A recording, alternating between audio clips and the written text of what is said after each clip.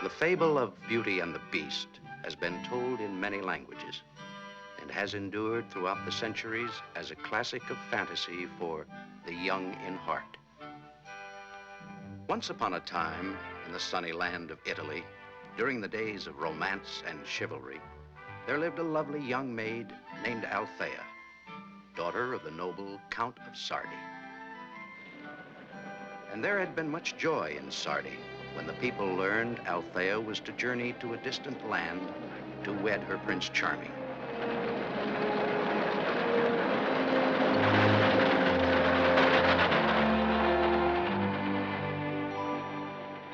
I remember this place. Eduardo and I came riding here the day before I left for home. 3 months ago. Seems like countless ages. I hope you realize you're a very fortunate young lady.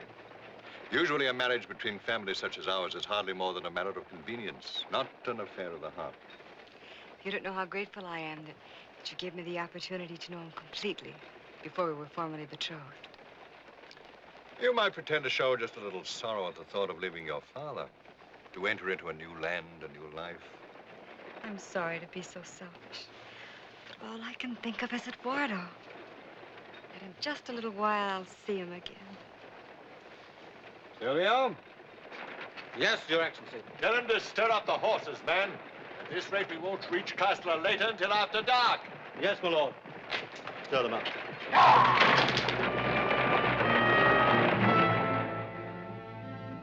For generations, the Castle Aletta had stood as a symbol of authority in the land where the young Duke Eduardo had recently come to the throne. But now Eduardo's subjects were beginning to become uneasy, for there were things happening in the castle which they could not understand. Their Highnesses, Prince Bruno and Princess Sybil.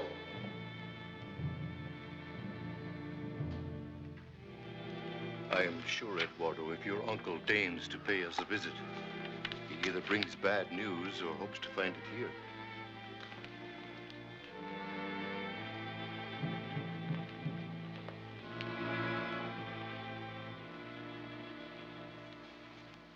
I trust that you are well, dear nephew. Why this air of solicitude? Well, there are rumors that your grace might not be enjoying the best of health. I hope you're not disappointed to find the rumors unfounded. Your grace, you do us an injustice. Then illness is not the reason why your grace canceled the fiesta of the Throne of Aletta. His Grace has canceled it on the grounds of economy. I doubt His Grace's people will be happy with such an explanation. It is I who must answer to the people. You will not reconsider? The people certainly will not object to the expense. No. Well, it is on your head and not on mine. Then this is the first time you've expressed satisfaction at not being in my place.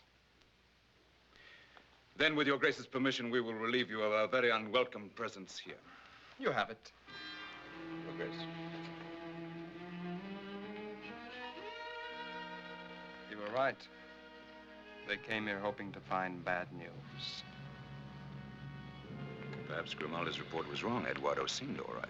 Not to me. He's hiding something. I could see it in his eyes. I'll send him back here. Let him sniff around again. We need more than rumors to hold over his Grace's head.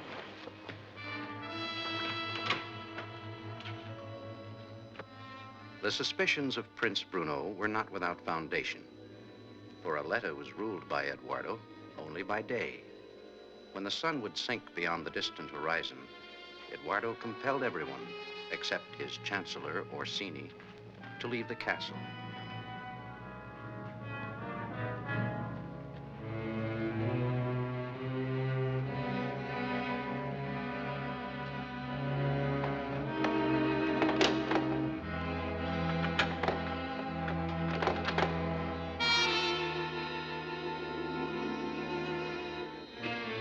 As night shadows began to engulf the land, Eduardo and Orsini began their lonely vigil.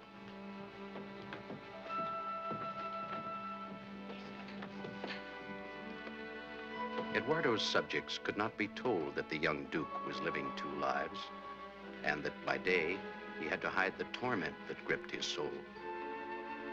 For no one could know of the evil curse that overtook him when darkness fell. A curse that only he and Orsini must face. Eduardo, you are inflicting added suffering upon yourself. You would have been safe enough locked within your own door. No, Orsini. How do I know what might come over me when it is upon me?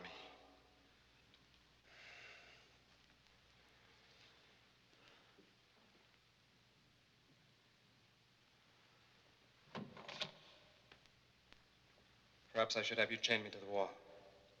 You've never been violent. Yes, I should be grateful for that blessing.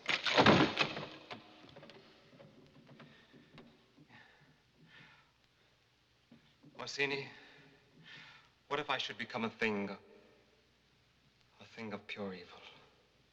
I dare not even think of it.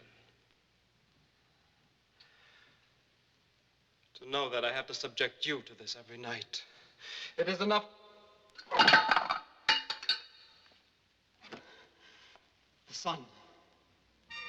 It's gone.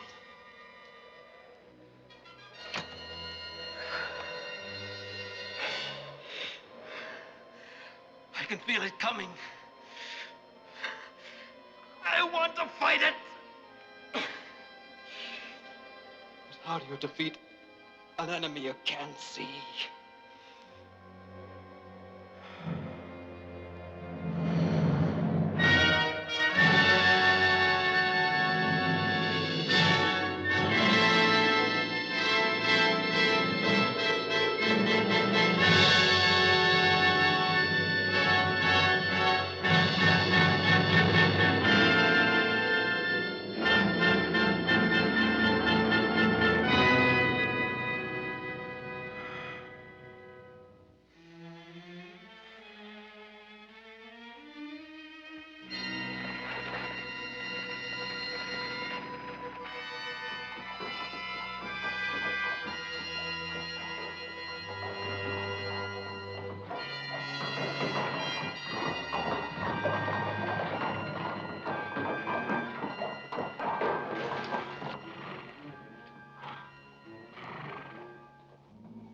Strange.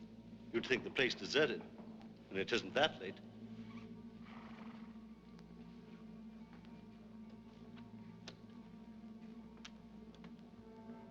I didn't notice a guard at the gates, did you, Silvio? There was none, my lord. In fact, there doesn't seem to be a soul about the whole place. Well, wake them up.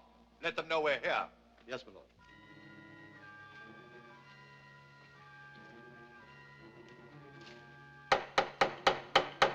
This is not exactly the warm welcome I pictured in my mind. Nor I. Of course, Eduardo had no reason to expect us so soon.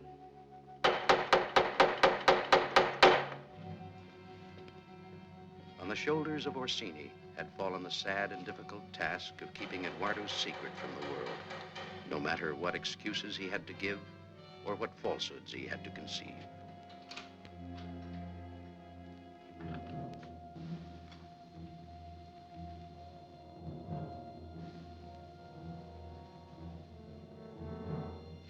Come in, my lord.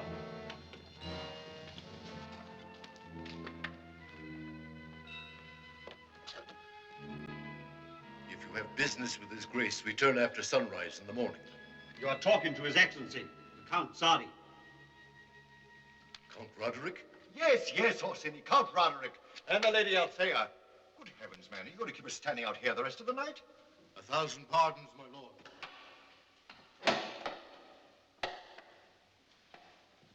If our arrival is an inconvenience, perhaps we should seek shelter elsewhere. Forgive me, Your Excellency. Silvio, bring in the luggage. Yes, my lord. It's good to see you again, Baron Orsini. And you, my lady. And more beautiful than ever. You will forgive me if I seem a trifle startled at your arrival tonight. Is it a state crisis that we arrived a few days earlier than planned? No. When did Your Excellency leave Sardi? A week ago. Then the courier from His Grace did not reach you? With a personal message from Duke Eduardo? Concerning what? My lord, I would not presume to discuss His Grace's personal affairs. Spoken like a true diplomat. Well, we're here, Orsini. Take us to Eduardo. He can tell us the import of his message. I'm sure he will see you and the Lady Althea the first thing in the morning. We won't see him tonight. I'm afraid not. His Grace is indisposed. Ill? Probably one too many farewell bachelor dinners, eh, Orsini? Huh? Well, I'm ready for a bit myself. Come along with the luggage. Now, if your servants will just leave the luggage here, I will see that it's delivered to your rooms. Oh, very well. That'll be all, Silvio. See to the horses, huh? Yes, my lord.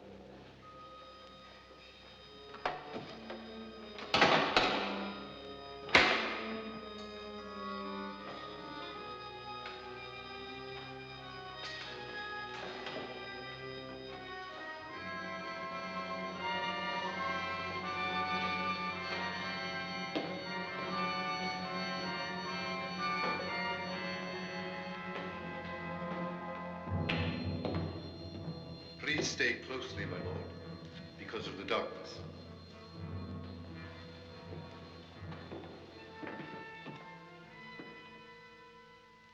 Well, I must say, our meal was more refreshing than our reception here tonight.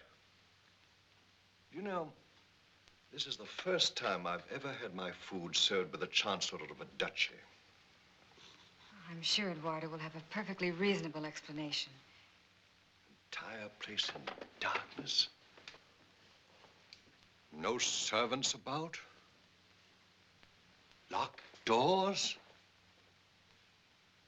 No guard at the gates. Eduardo's explanation will have to be more than reasonable. Father, when you asked why Eduardo didn't meet us this evening, it was you who offered an excuse, not Orsini. Well, now, bridegrooms-to-be do have their farewell bachelor dinners, you know. Everything always looks worse when you're tired.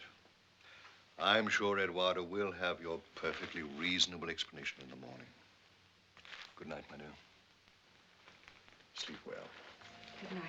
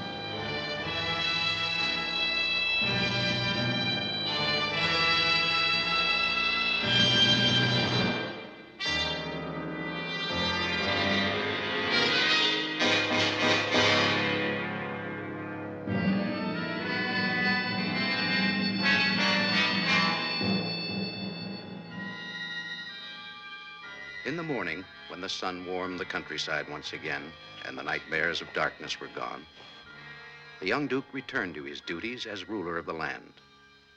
And then my neighbor, this jackass, let his cow stray into my vegetable patch.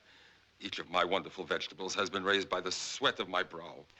And that stupid fool of a cow ate a whole row of my very best carrots. Therefore, I claim the right to hold his cow in payment for damages. And how many of this man's fine carrots did your cow eat? It couldn't be many, Your Grace. She has such a delicate appetite. Well, then, it is my judgment that you return to Benito his cow. Thank you, Your Grace. Thank you.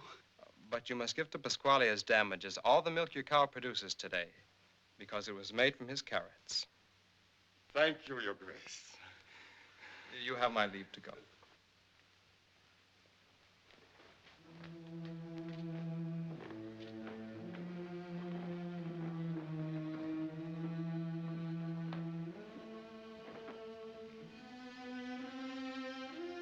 You seem to have lost your uneasiness of last night very quickly.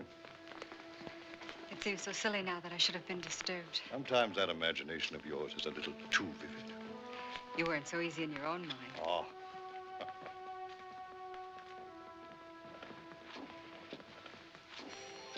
Eduardo. I see you and I forget all the words I rehearsed to welcome you home. Perhaps you might remember with a little prompting. They were meant to be spoken in a special garden. I seem to remember such a garden. Do you mind, Your Excellency? Would it make any difference if I did? No.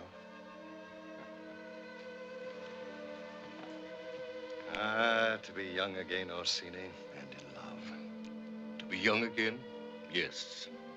But this and all it represents is the only love I've ever known.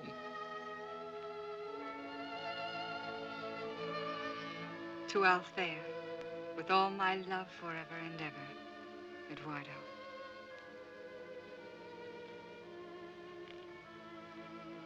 It's exquisite.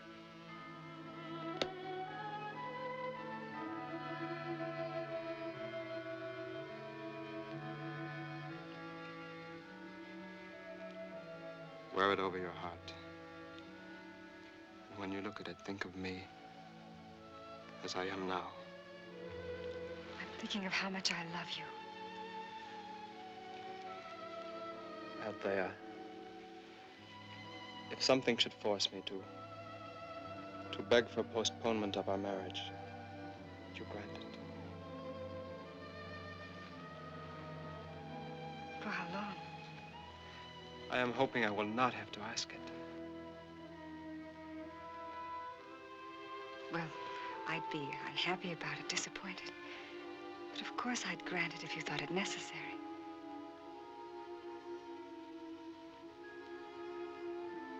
Even if I could give you no excuse, I'd only ask you to believe in me, to have faith. Can there be love without faith? Without trust? You are serious. You're not trying to tease me. I am serious.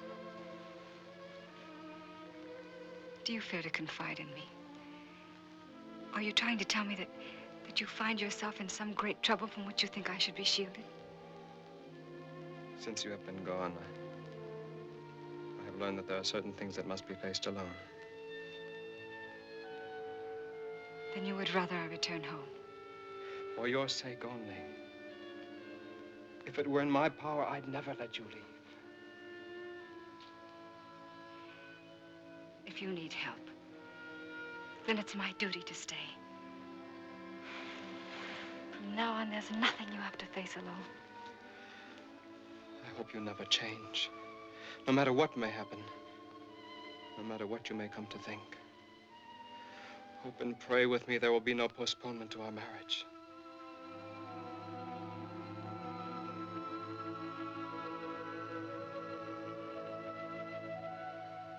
When I found myself face to face with her, I forgot all your good counsel. I could only remember how much she means to me. Yes, I knew it would be this way if she returned. That's why I prevailed upon you to send a courier to her father. If only the courier had reached him. If only she had not returned.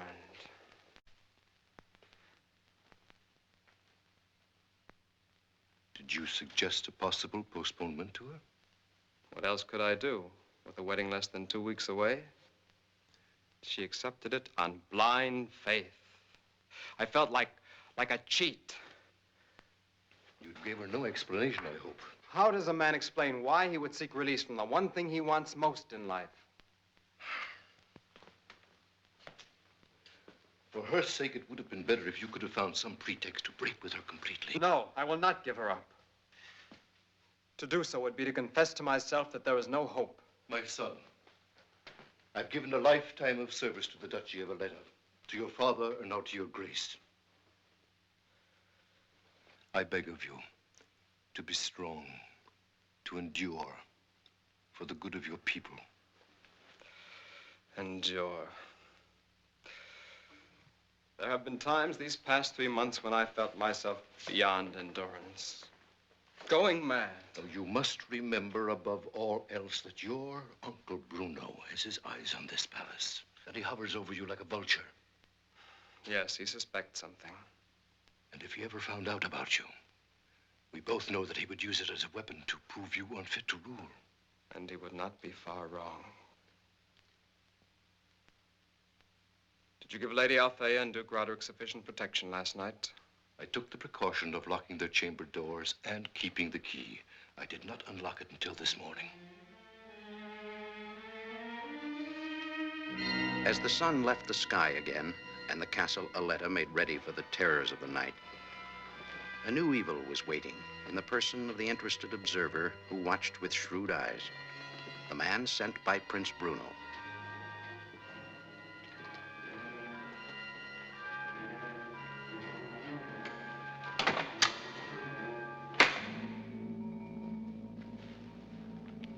Still leading the easy life, eh? Home at sundown. No, it's too good to last, but I hope it does. Everybody in the castle has been sent packing for the night again? Everyone but the Lady Althea and Count Roderick.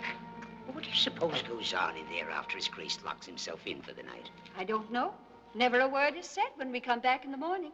But to me, there is the feel of evil. Ah, you talk too much, woman, and about nothing. Can I stand you a glass of wine? 2 glasses. Speaking only for myself, that is. Well, it isn't my custom to sit down to a glass with a stranger. I beg your pardon. Allow me to correct that. My name is Grimaldi. Well, I have had a trying day. Well, come then, let's be off.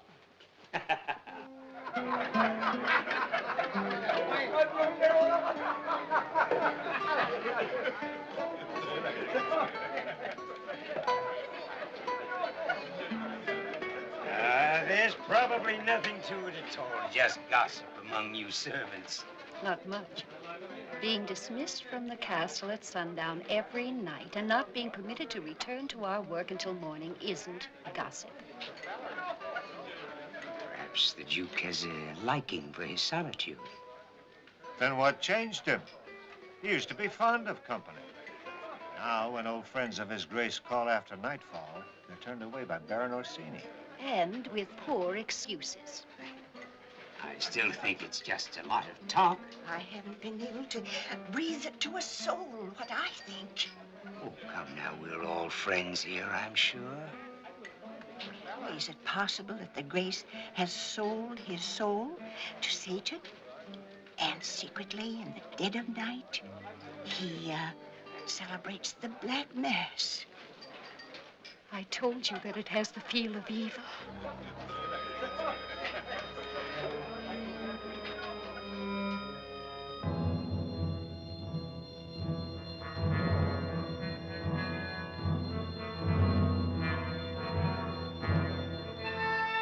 It's exactly the same as last night. Every living soul gone from the castle, as if fleeing from a plague or something. Perhaps it's better if we don't ask questions. Oh, nonsense. I made it a point to mention to Orsini again this afternoon, half jokingly, our astonishment at finding the castle seemingly deserted and in darkness. In answer, he gave me words. Smooth words. Even about your door having been locked from the outside. What did he say about my door? But you might have been mistaken. Perhaps the door was only stuck. Perhaps I was mistaken.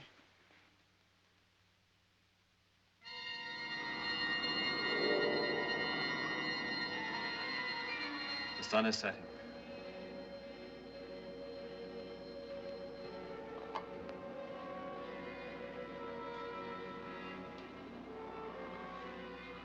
It is here. It is here, reaching for me. Eduardo, resist. Fight it with all your strength and mind. Harder than you've ever fought before. I am trying to fight it.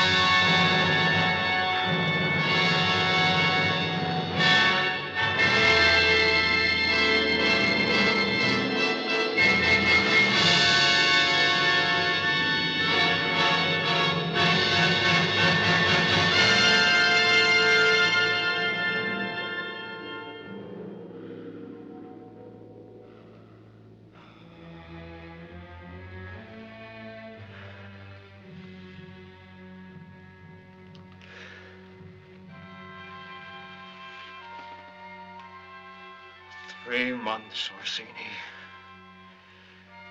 Every night since I took the throne. How much longer will I find the strength to fight? If only I could be of greater help. If only I could take it upon my shoulders.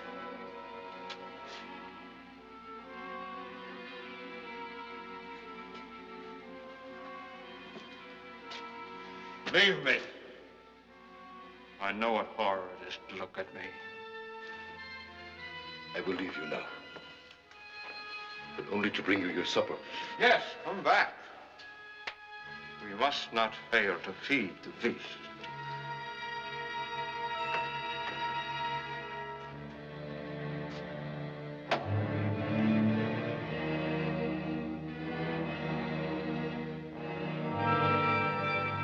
I'm going to Eduardo right now. Get to the bottom of this. Father.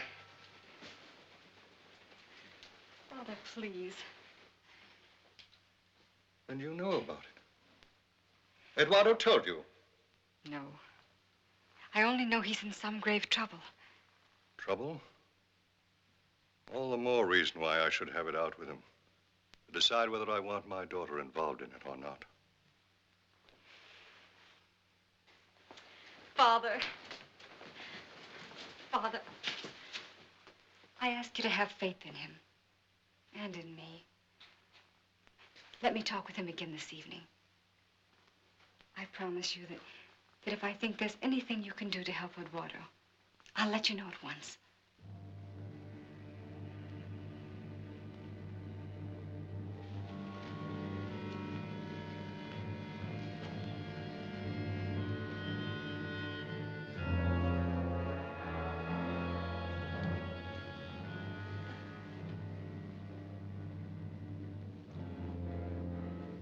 Eduardo? Eduardo, it's Althea.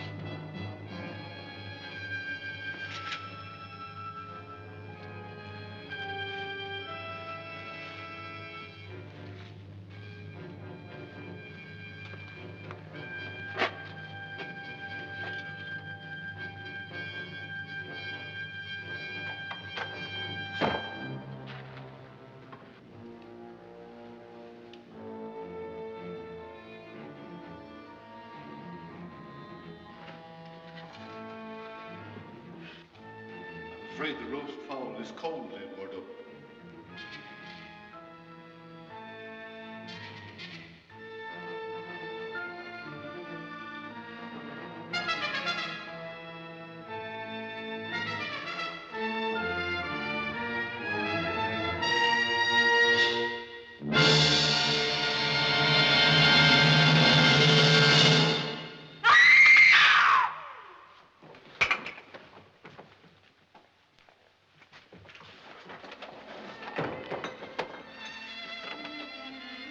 The shock of seeing you like this was too much for her.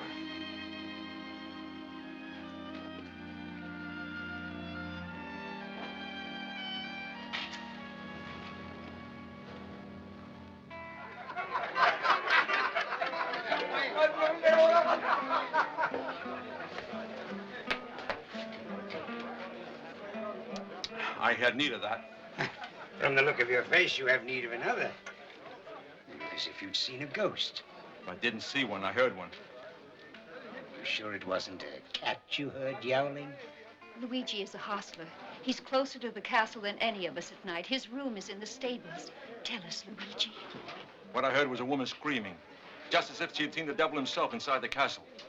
I'm no coward, but her shrieks curdled my blood, and I came flying here to be among humankind.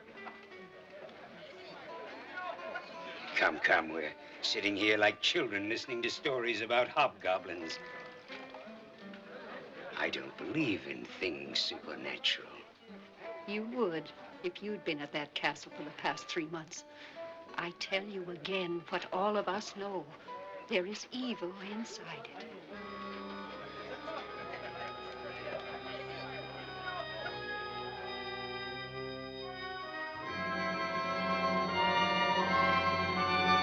So I spent a ducat of your highness's money on a few liters of wine at the inn frequented by the castle servants. An investment in loosened tongues. Well spent, I hope. At times you're a little free with my money. Go on, Grimaldi. Well, I trust that what I learned was worth more than a ducat. Come to the point, man. What do the servants think takes place inside the castle during the dark hours? One of them, a laundress, dared to whisper that she believes his grace has allied himself with Satan and celebrates the Black Mass. With that holier-than-thou Orsini acting as his altar boy?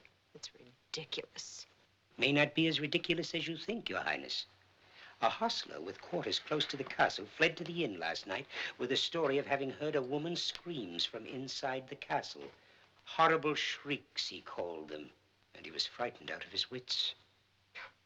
But if you are to be believed, the only woman who could be in the castle is the Lady Althea. Exactly so. And why should she scream horribly? Now, what I've heard may be no more than old wives' tales, but this I can assure your highnesses. The servants are in a state of nerves and dread, and ready to believe anything. Grimaldi, could you arrange it for me to get into the castle secretly at night? I seem to have anticipated your highness's thoughts. The key to the courtyard entrance of the wine cellar, I borrowed it from his grace's wine steward while we were singing, locked in brotherly embrace. But he will miss it. He'll report it lost. Your highnesses have a tendency to underestimate me. This is a duplicate I contrived in the early hours of this morning. The wine steward's key will be found on the floor of the inn where he will think he dropped it. Good man. Your Highness flatters my small talents. Tonight, Your Highness? Tonight. You know now why I sent a courier to Your Excellency with a contrived excuse. In the hope of delaying your coming. But when you arrived, I lacked the courage to tell you of this horror. I should never have permitted you to enter, no matter what the cost. It's better that I know the truth. You say you're aware of the nature of this monstrous thing. It is written in the record of judgments pronounced by Duke Francisco while he reigned. I need not recall to you the character of Eduardo's father. He was not a bad man in the true sense of the word, but he was harsh, imperious, exacting. He believed in his divine right to rule, and that all living things in this domain, together with the product of their labor, even their thoughts, belonged to him. Far different from Eduardo's way of thinking. Perhaps because I had some small part in forming Eduardo's more liberal concepts from his early youth. Orsini, please. The explanation. It was reported to the Duke that the alchemist sorcerer Scarlatti had discovered a way of transmuting base metals into pure gold. The Duke ordered the man brought before him and demanded that he reveal the secret. Scarlatti refused, saying that the knowledge was not meant for the enrichment of any one man, but belonged to all men. The Duke, in a rage, threatened Scarlatti with the rack to torture the secret from him. Scarlatti had no fear of torture. And in the end, the Duke commanded that he be entombed alive for his defiance. I can still see his burning eyes, hear his voice as he spoke to the Duke before he was taken away.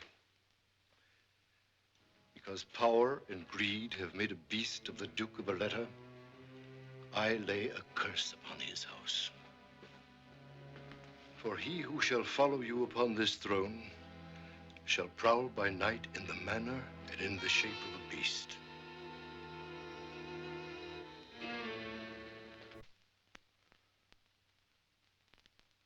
And he was entombed alive?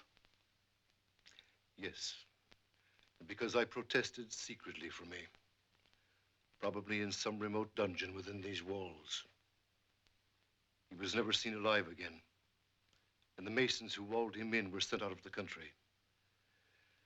The secret of his end died with Duke Francisco.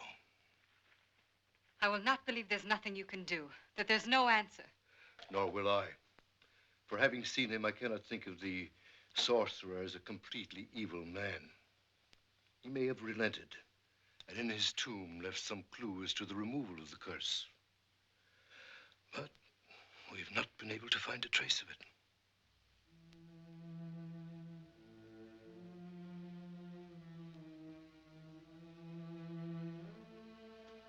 Go back to Sardi. Forget me.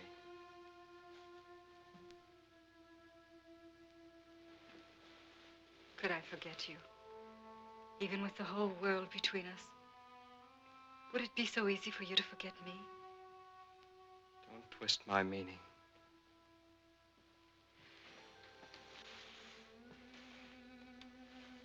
If you were ill with the sickness of the flesh, and I fled from you as from a leper, without waiting to know whether you would recover,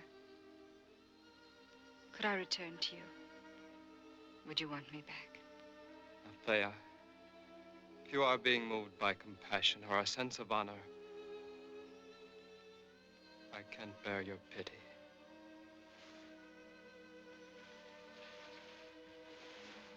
Not pity. Love.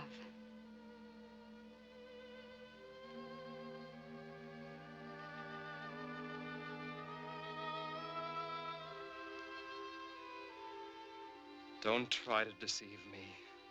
Or yourself. Now, right now, when I'm holding you, you're not seeing me. You are remembering the beast. It is in your eyes.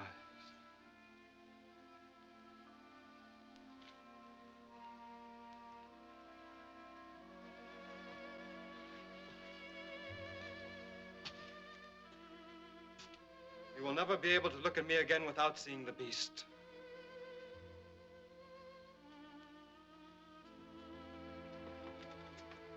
Go. Go back to Sardi.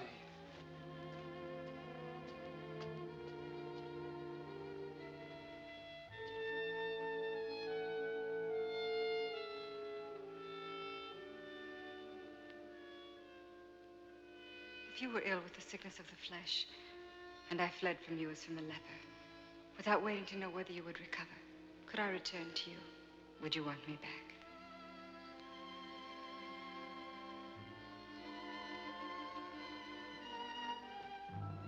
With an ancient diagram of the intricate maze of passageways beneath the castle as their guide, Eduardo and Orsini continued their daily search for the tomb of Scarlatti, the sorcerer.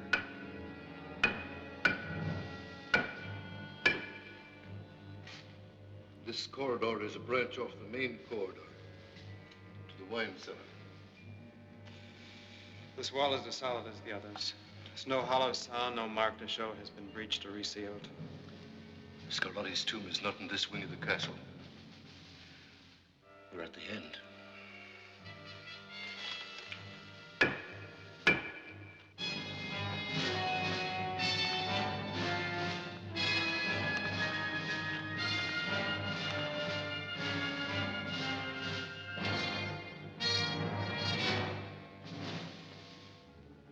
Welcome to Castle Aletta, Your Highness.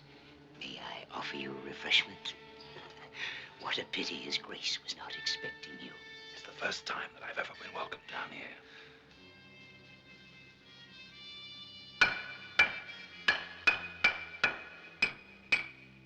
Go ahead with the light. No, wait, listen.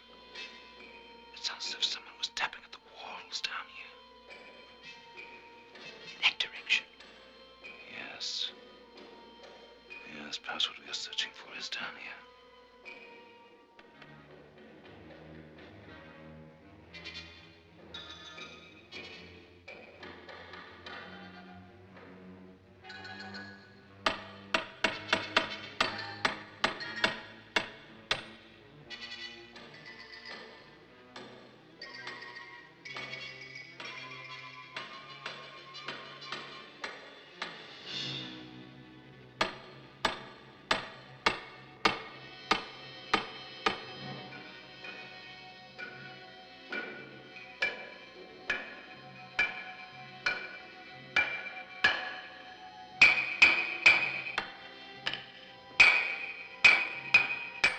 They seem to be searching for something hidden behind the wall. Wait. We may find out what they're searching for.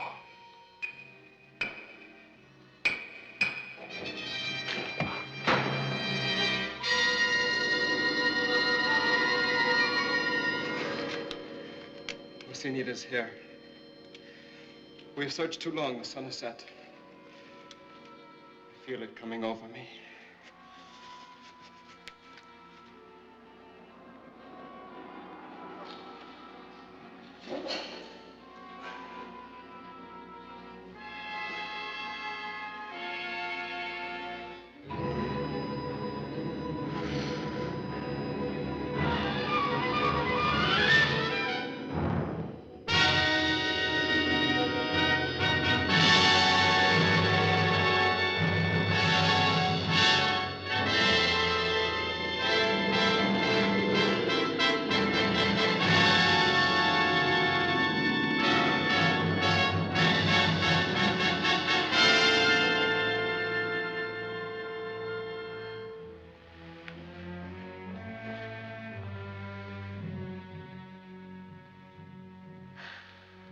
Eduardo, we've searched enough.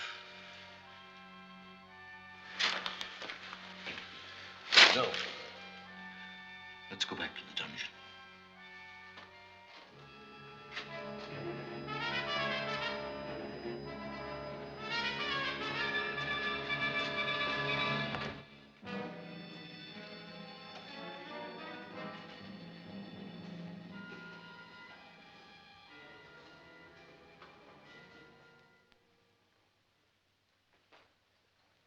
It was like seeing the hand of the devil reach out of the darkness and transform His Grace into a fiend.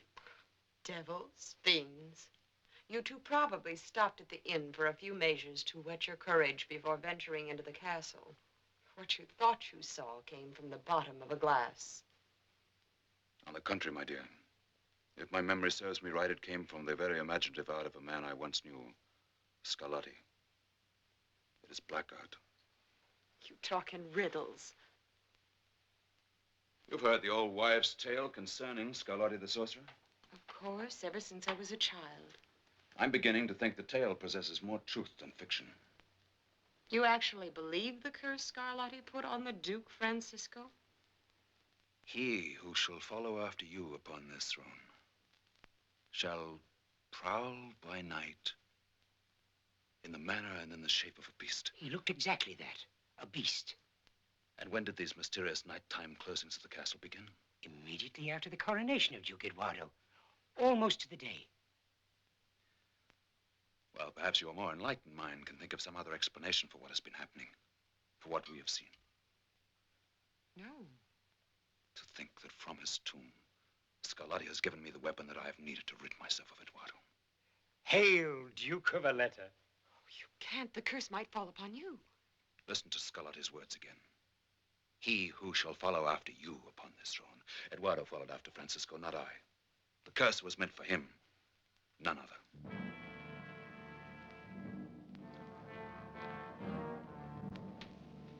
Their Highnesses, Prince Bruno and the Princess Sybil.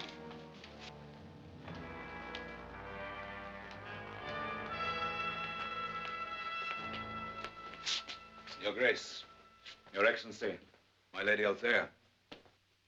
Perhaps Your Grace misunderstood my message. I requested a private audience. I have no secrets from my fiancée, from her father, nor from the Baron Orsini. I am a little surprised to find the Lady Althea still here. I see no reason why she should absent herself a few days before her wedding. I thought perhaps the wedding might be cancelled. For the same reason Your Grace cancelled the carnival, for which I am now sure he had a very good reason. You're wrong. My wedding to the Grace will not be canceled, nor postponed, for any reason. It would make a very interesting union indeed. An unholy alliance. Ah, now, do not pretend offense, nephew, or that you are unaware of my meaning. And what do you mean? Since I am the next in line, I am here to demand His Grace's immediate abdication in my favor. Or I will expose his secret to the world. Why this castle is shrouded in darkness and mystery from sunset to sunrise. Why His Grace has never dared to show himself during those hours since the day of his coronation. I will make public what I know. That the curse of Scarlatti has fallen upon the son of Duke Francisco, and that a creature out of the foul depths of hell has succeeded to the throne. You have no proof. You are the proof, Eduardo, the living proof. Do you dare put it to the test? And if I needed more proof, I see it written on her face. And what do you see written on my face, Your Highness? Except the desire to drive the point of this sword through your heart.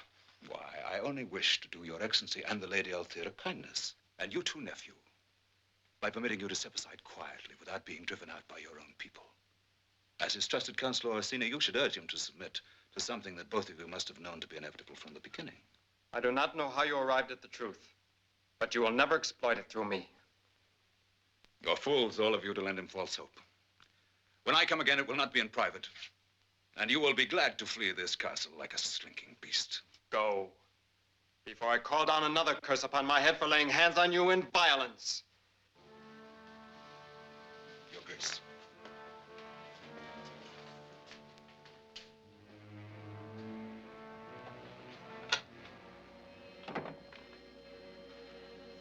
He feels the crown upon his head. With Bruno's threats haunting Eduardo, the desperate effort to find Scarlatti's tomb began again.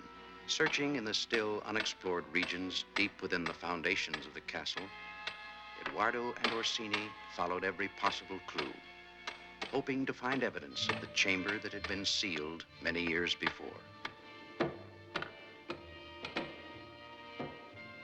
Then, suddenly, there was faint hope.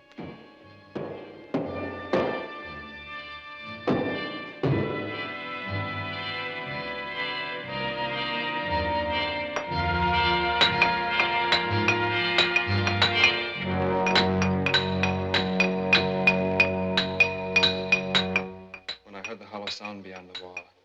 I wanted to tear the stones away with my bare hands. I'm praying that we find it, and that it holds all we seek. These stones are free now, Your Grace. We can remove them. Remove them, Mario, quickly.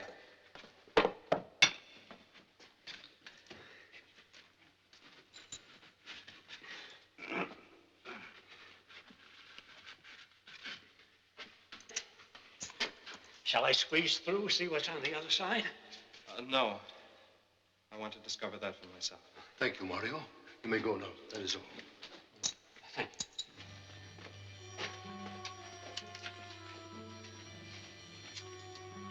you. In another moment, we shall know.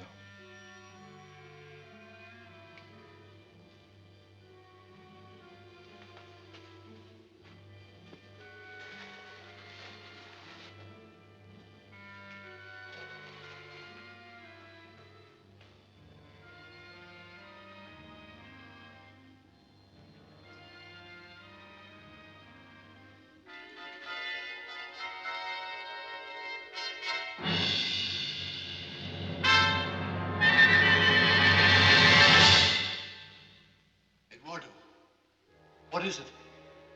What have you found? Must be Scarlotti. It could be no one but Scarlotti. These are the very garments he wore when he appeared before Duke Francisco. No scrap of paper. No sign of what I'd hoped to find. There must be. Let's search everywhere.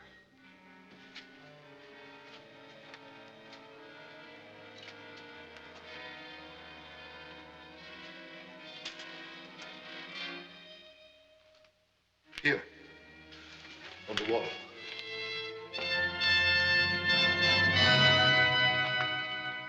Power and glory and greed, all three have made of man a beast through me.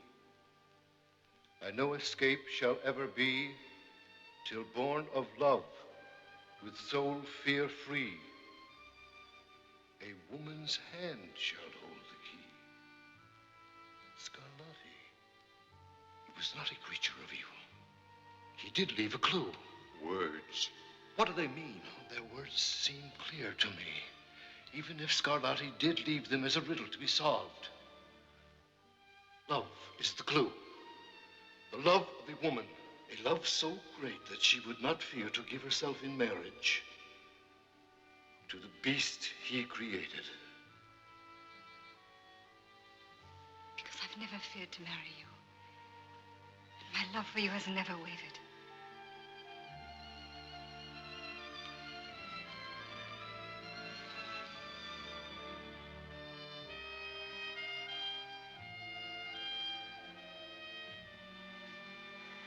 I'm so happy for you. For us. Let's be married immediately, without waiting for the announced date. I'm ready now. Then prepare a proclamation, Orsini. Tomorrow is decreed the wedding date of His Grace, the Duke of Valetta. I shall never have written one with a lighter heart.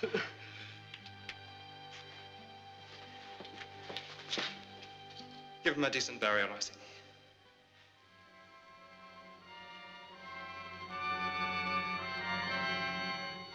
And then, after we took the first 2 stones from the wall, Duke Eduardo, for some reason, sent us home. You didn't see what was behind the wall? No, Highness, it was all darkness there. That must be the wall that we watched them sounding just before the... Did they say anything that would explain why they were so anxious to find out what was behind the wall? Nothing I could make head or tail of. But they were so happy and eager, you might think they expected to find a hidden treasure of gold. Grimaldi, you did well to bring him to me at once. I thought you'd be as interested in his story as I was at the inn. You may go now. Thanks, Your Highness. Why should they show such a sudden happiness when they should feel just the opposite? Yes, what did they expect to find behind that wall? I must know. And tonight.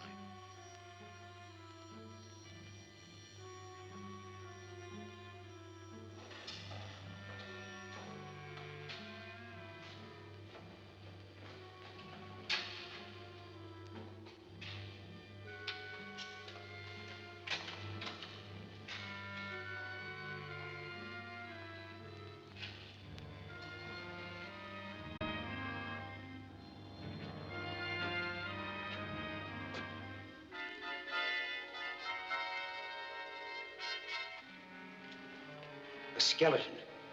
It's a tomb.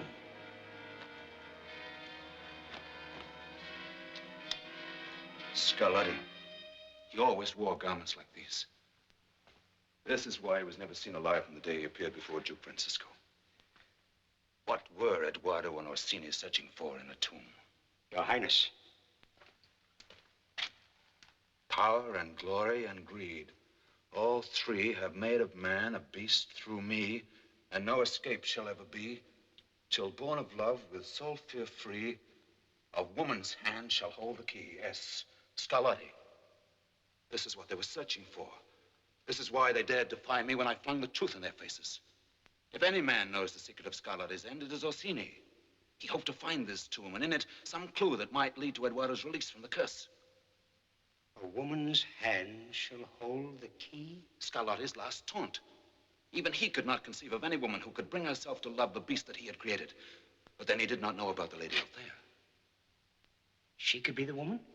Well, she knows that Eduardo is accursed, and yet she refuses to postpone her marriage to him. She could well be the woman. And it could explain the rumors that you heard this evening. That Eduardo had advanced the date of his wedding to tomorrow. But these rumors will prove to be wrong. For I will make sure tonight that there will be no marriage. Not with the Lady Althea.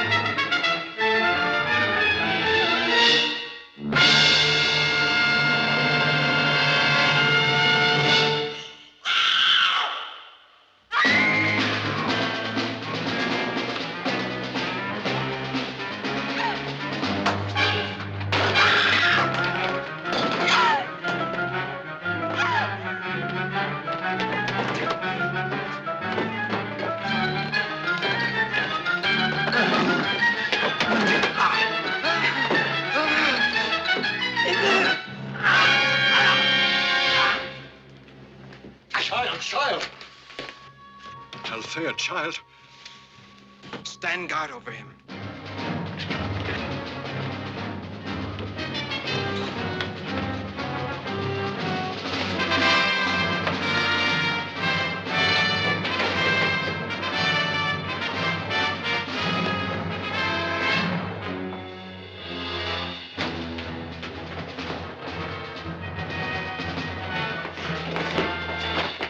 What is it?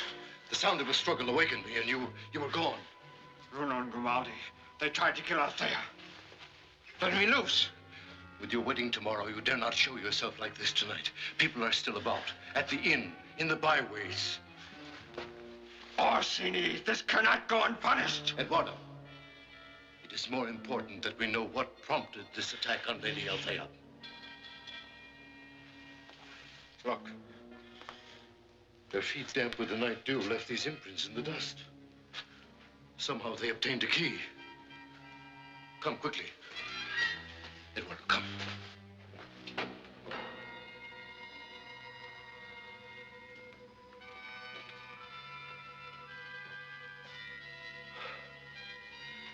Now we know why he tried to remove the lady out there. Somehow he learned the secret of Scarlatti's end. Came here, saw this, and reasoned the true meaning of the riddle, as we did. That her love for you, her woman's hand, held the secret to the lifting of the curse. He will not harm her, but tomorrow he will be in chains. Tomorrow will be too late. Bruno knows at this minute that it's life or death for him. And to live, he must overthrow you, destroy you before the sun rises. Marry her tonight, within the hour. Father Romero has known you all the days of your life. We can risk the short drive to the church. When we tell him of Scarlatti's curse upon you, he will understand. He will want to help you, to free you from it.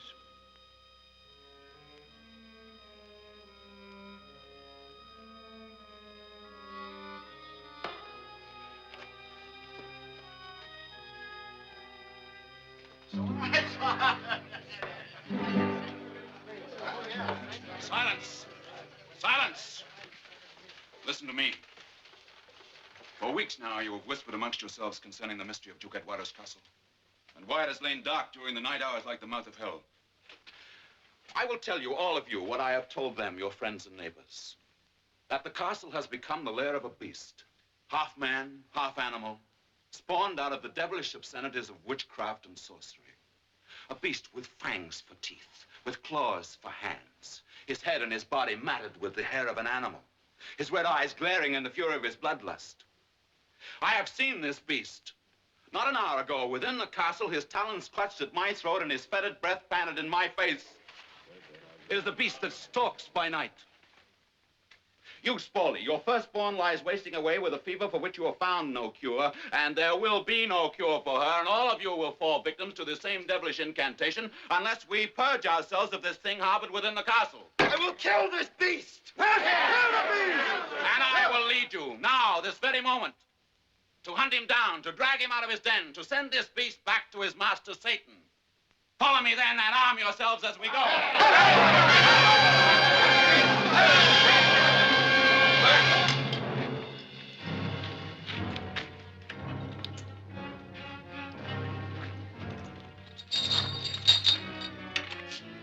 Are you ready, child? Yes. It won't be the glittering state wedding we'd planned. Father, if it means happiness for him, for us, I'd marry him in a hovel with a wedding gown of sackcloth. Hurry,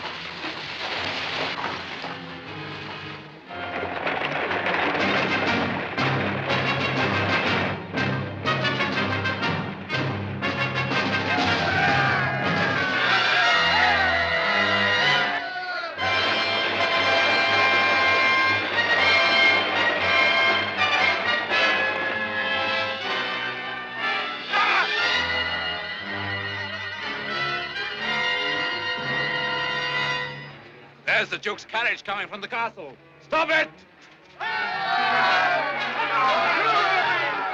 Orsini, what is it? The shouting, these torches. It's Bruno. At the head of a mob. He's incited the people to violence. Is there no other way? They're coming toward us. We will escape them if we reach the fork in the road before they do.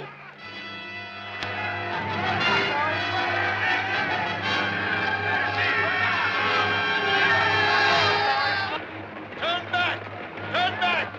It's too late! The only way we can escape them is to keep going.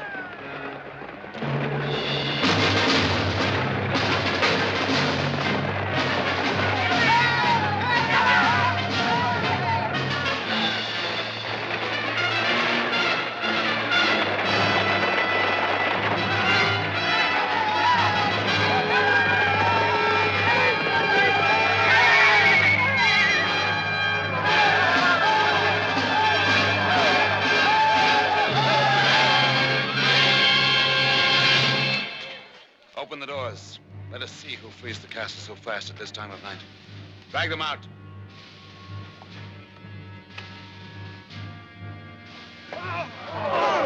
Behold the beast, the monster of the castle. Yes, you may well look upon him in horror. See who else try to escape with them.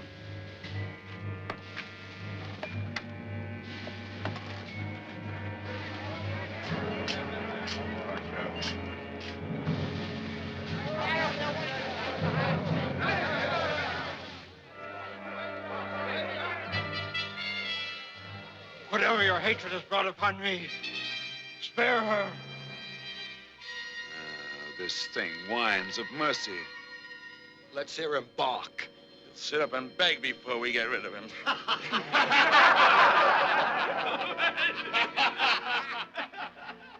In spite of what I look to be, I am Eduardo, your ruler. He is Eduardo, your ruler. Can you imagine him that, with a crown on his head, sitting in judgment over you?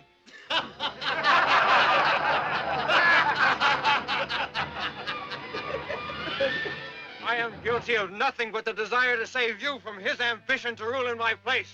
His place is in a cage with other foul beasts. Hear me! I did try to hide the truth from you. That a curse had transformed me into this, a beast by night.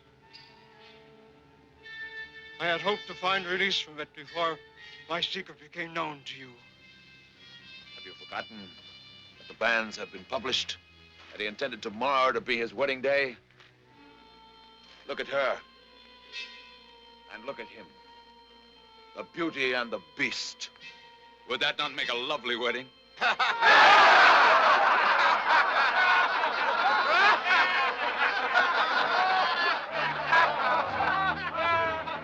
He lies.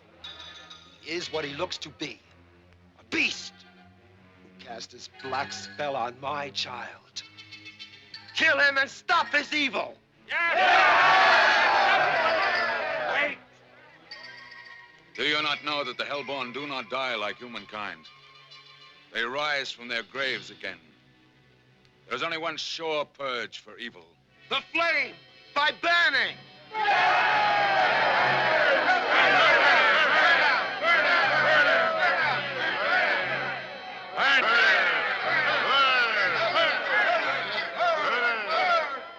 Is that your judgment? And gather wood to feed the flame.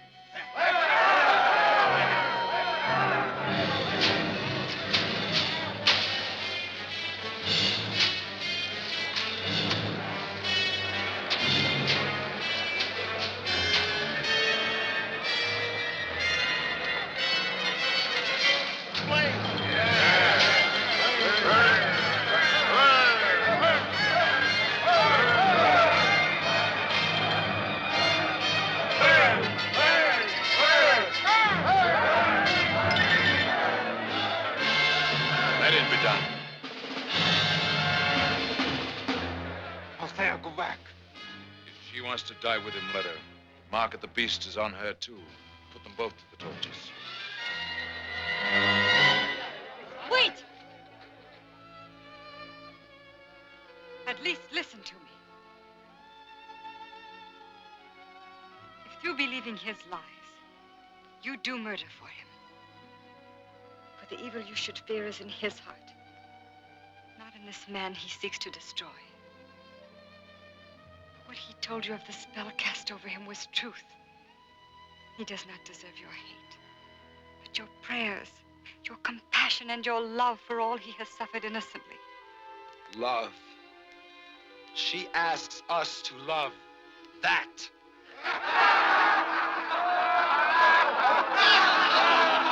Yes, love that. For an ugly face can mask the goodness hidden in one's soul.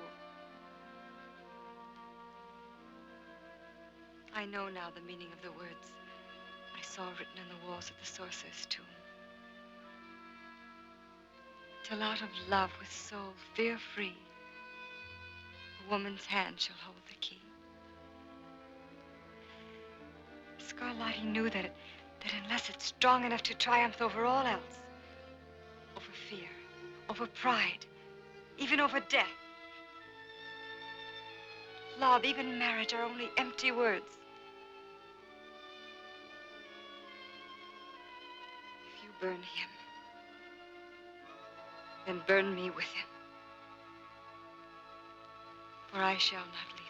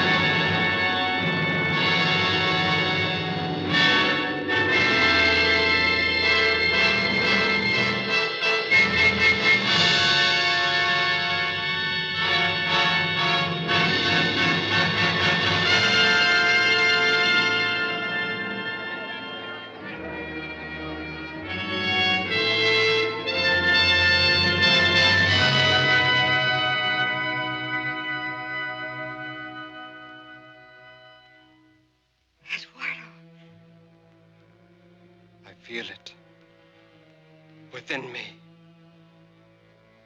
that I am free.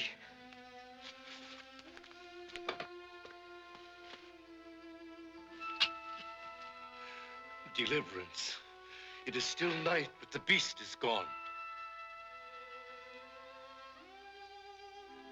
There is no escape for you, Bruno.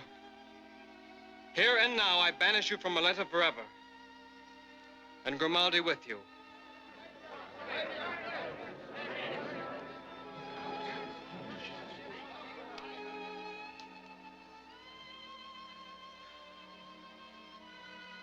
Yes. Look at me. See that I am Eduardo. A man of flesh and blood. A man who has been made whole again through the love of a woman. This woman. Who shall sit by my side for as long as I live and rule over you. Who will help me to be worthy of your love. And to govern with justice and mercy and understanding. Go in peace. The long, dark night has ended.